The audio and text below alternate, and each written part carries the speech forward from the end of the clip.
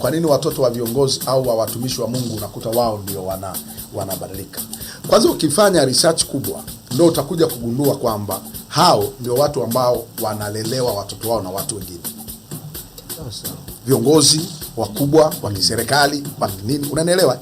Wao ndio ambao hawana muda. Umeelewa? Kwa sababu wako busy zaidi. Yaani kwa unakuta mtumishi wa Mungu kwa sababu yuko busy, ana nafasi, yuko hivi, unakuta ndio hawana muda. Ndio wanaamini kwamba wanalelewa watoto wao na watu wengine. Ndio unakuta amepeleka mtoto wake boarding kwa sababu ya labda pengine ya nafasi, viongozi wa kiserikali kwa sababu ya nafasi. Ukikuuliza hapa viongozi wa watoto wa kawaida ambao wako nje, wako Tanzania, ambao wanasoma hapa ni wangapi? Alafu ambao wako nje ya nchi ni wangapi? Ambao wanasoma boarding ni wangapi? Utakuta wengi ni wale watu wenye nafasi kidogo, wa viongozi wengi ndio wako nje ya nchi, ndio wanapeleka kule nje. Sasa kule ndio kuna vurugu. Sasa hivi sisi tunashtuka na ushoga hapa, lakini kule kumbe ndio. Kwa hiyo yeye kule ameenda, umempeleka kule, unajua anasoma India, Canada, wapi. Wewe kwa sababu una hela ndio maana umempeleka. Kumbe kule ndio unaenda kumharibu.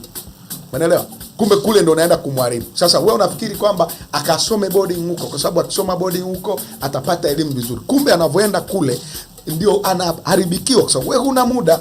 Wewe uko busy, hello daddy, hi, how are you, nini? Unajua umemaliza mahesabu. Kwa hiyo hawa watu unaowataja, viongozi wa kidini, viongozi wa kiserikali, ndio watu ambao wanaongoza kwa kukosa muda na watoto wao, kwa kukosa muda na familia zao. Kama kuna jaribu kubwa ambalo wanalo ni kutafuta muda na familia. Kwa hiyo kwa sababu hiyo nimesema kinachoharibu watoto wetu ni namna ambavyo tunawalea, namna ambavyo hatuna muda na watoto. Role model wa mtoto ni nani sasa hivi? Ni nani? Hao ndio wanapewa uhuru. Kwa hiyo mtoto lazima apate nafasi ya kuinteract na wenzake. Hao nao wasema ni watu ambao wanafungia watoto wao ndani. Unajua wanafungia watoto, hawana muda sasa siku wakimtoa huyo mtoto, kuna vitu vingi ambavyo wanavishangaa. Siku ametoka, ameenda huko boarding, ameenda huko wapi, ndio anakuta huko.